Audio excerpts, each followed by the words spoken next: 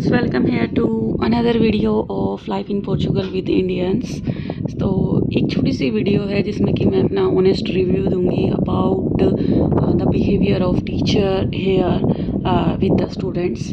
तो basically like I can give you whatever practical experiences I have from like past 2.5 years, because I am living here and my kids are going to here in Portuguese school, like Portuguese medium school, Portuguese government school. So for that reason I think I can give you better reviews, I think, and it is going to be like really honest one. तो जब बात करते हैं teachers का, तो as an parents, if you come from India, there is a question कि like without having common language किस तरीके का रिलेशनशिप रहता होगा बच्चों का, या टीचर किस तरीके से हैंडल करते हैं. तो उस क्वेश्चन का आंसर करूँगी. तो बेसिकली क्या है कि यहाँ पे क्योंकि लैंग्वेज डिफरेंट है, पोर्चुगीज़ काफ़ी डिफरेंट है इंग्लिश से, और जो लोग इंडिया से आते हैं उनको थोड़ा सा बेनिफिट होता है क्योंकि लाइक इंग्लिश वहाँ पे स्कूल लेवल में शुरू से सिखाई जाती है, तो बच्चों को ऑलरेडी इंग्लिश आती होती है, तो एटलीस्ट दे हैव समथिंग कि वो कम्युनिकेट कर पाए. और टीचर यूजुअली यहाँ पे इंग्लिश बोल लेते हैं, but they try to motivate you or your kid to speak in Portuguese. It doesn't matter you are speaking right or wrong.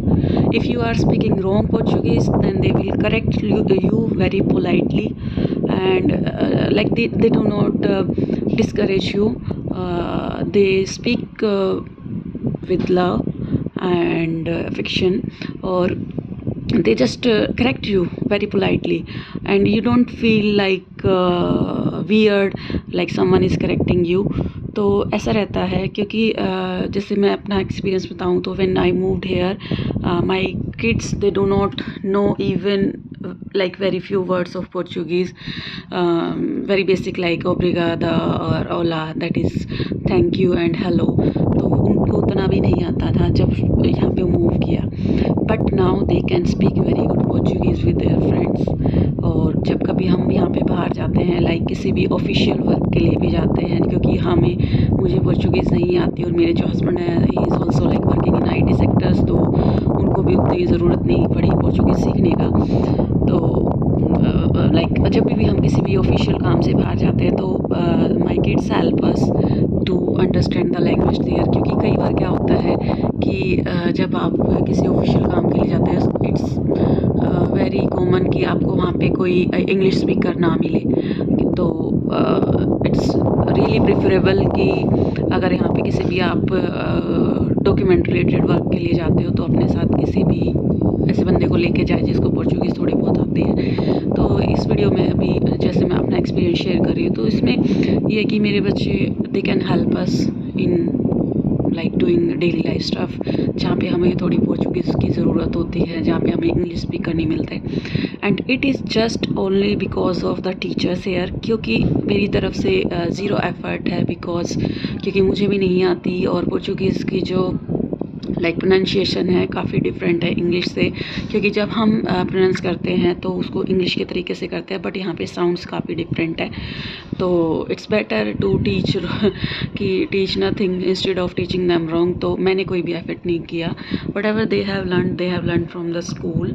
और ये एक तो लैंग्वेज से रिलेटेड ये हो गया. तो इस तरीके से आपको वरी करने का ज़रूरत नहीं है कि उनको लैंग्वेज नहीं आती तो कैसे वो कोऑर्डिनेट करेंगे टीचर्स के साथ या स्टडीज़ में. दूसरा होता है कि रेसिज्म से रिलेटेड क्वेश्चंस आते हैं कई बार, लाइव वीडियो वगैरह होती है, तो उसमें पेरेंट्स को पूछते हैं कि रेसिज्म होता है यानी स्कूल्स में, या किस तरीके से आउटसाइडर्स को ट्रीट किया जाता है. तो यू डोंट इवन वरी कि किस चीज़ तरीके का होता है, क्योंकि बिल्कुल भी नहीं होता. इवन कई बार क्या होता है कि जैसे मिडिल स्कूल में एज इस तरीके की होती है, टीनेज में बच्चे होते हैं, तो बच्चों में थोड़ा बहुत हो जाता है, but that can also like can be sort out. You can tell the teacher and they address the problem very like practically. तो ये है. उसके अलावा टीचर्स की तरफ से तो बिल्कुल भी आपको डाउट करने की ज़रूरत नहीं है कि कोई भी इस तरीके का बिहेवियर होगा, क्योंकि मैं आपको उसका एग्जांपल देती हूँ. लाइक पोर्चुगल के जो स्कूल्स हैं वहाँ पे काफ़ी कॉमन है कि स्पोर्ट्स को प्रमोट करते हैं, मतलब यहाँ पे हर एक स्पोर्ट खिलाया जाता है बच्चों को। ऐसा नहीं है कि कुछ एक बच्चे स्पोर्ट्स में अच्छे हैं तो सिर्फ उन्हीं को मतलब खिलाया जाए। तो my son he got selected for inter school competition for like badminton here, और किसी तरीके का कोई रेसिज्म नहीं है, जो आपकी परफॉर्मेंस होती है उसी के हिसाब से यू गेट चांस। तो ऐसा नहीं है कि आप कैपेबल हो but you are from another country, आपको चांसेस नहीं मिलेंगे। If you are capable, if you are hard working, you are definitely going to learn new things here. और किसी तरीके का कोई भी रेसिज्म नहीं है।